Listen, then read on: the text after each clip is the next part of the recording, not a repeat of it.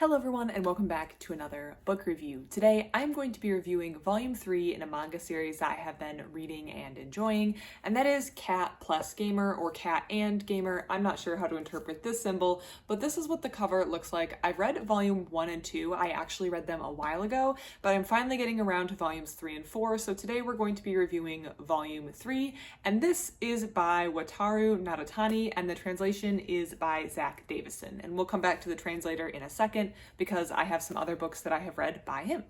So volume 3, I am going to give a brief recap, but we are partway into this journey, and we are following a self-proclaimed gamer named Riko who is just living her life. She has a corporate job that she goes to. She doesn't have a boyfriend or a husband. She lives alone. She enjoys playing video games, and she has acquired a cat. And so Riko is in the process of learning how to live life with a cat and learn how to take care of a cat and all the little slice of life daily adventures that come from owning a cat. If you own a cat, you know all the little things that happen, and I'm sure your camera roll is also filled with a lot of different pictures of cats in cute or compromising situations. So Riko's just discovering the joys of having a cat, and it's very much slice of life.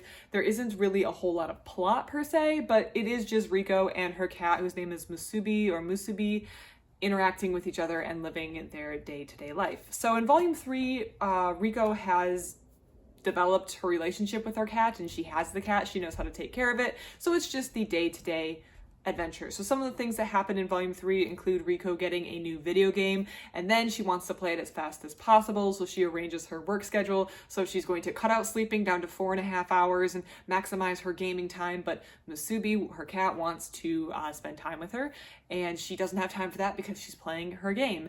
I do think the 4.5 hours of sleeping is way too little. I could never function like that, no matter how much I wanted to play a game. But we do have that section. There's also a section where she trims nails because her cat's nails are getting too long, and some cats will let you trim nails, some will not, so that's a whole adventure. And also, of course, the cat's upset that his little weapons have been taken away. There's also a segment which is relatable to any cat owner where Riko discovers that all of her cat's toys have disappeared, and they have been pushed and batted in corners and behind furniture. And if you have a cat and you've ever had to move furniture, you will notice a large quantity of things behind furniture, like pens, toys, balls, all their little things they acquire behind furniture. And that's what happens in this book. Just again, the relatability of owning a cat and having them put all their stuff when you move furniture. Also a bath. So Riko decides to give Musubi a bath, and I don't know if you've ever given a cat a bath, but it's usually a very horrible process. Although it doesn't go too horribly, it is quite a process, and my cat does not act like this. No cat I have bathed has ever acted as calm as Musubi, but there she is, suited up to give her cat a bath.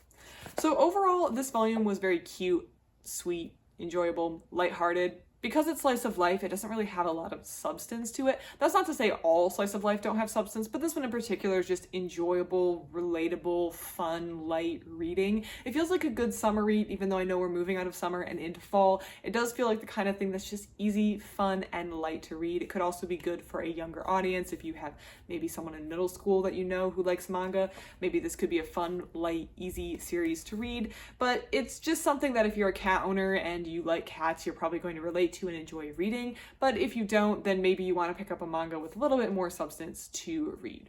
A final note on the translator. I noticed the translator for this manga, which I don't normally call out or notice, which is probably wrong of me because they do a lot of work to get these works published into English for me to read, is Zach Davison, and I actually have reviewed another book by him, which was not fiction. It was a nonfiction book called Kaibo, The Supernatural Cats of Japan, and it was really interesting, and I actually have the review of that on my channel.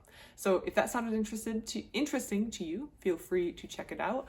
Otherwise, thank you so much for watching, and I hope you have a great rest of your day.